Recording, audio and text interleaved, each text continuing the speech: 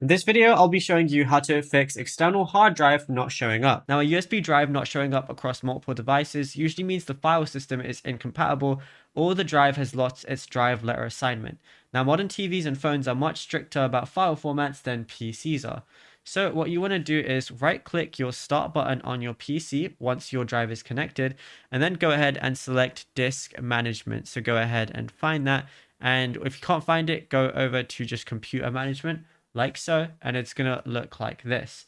Now, what you want to do is go to disk management from here. It's going to be connecting, and then just look for the disk that says removable and has a black bar.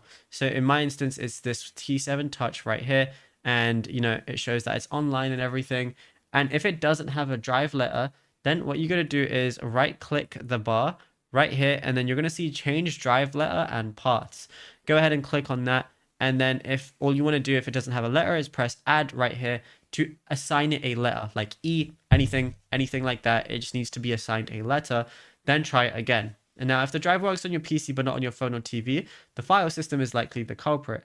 So what you want to do is format your device. So what you want to do is go over to the This PC section within your File Explorer. As you can see, my T7 Touch is right here. So now all I want to do over here is right click this USB drive, and then I want to go over and go to show more options. I'm going to see a lot of options, but I'm going to see format as one of the options. Once I go over to this, all I want to choose is exFAT, and once you go ahead and do that, NFTS also works as well. And then all you got to do is keep everything else the same. You can do a quick format, but I'd recommend doing a complete format and then press start, and then you should be good to go.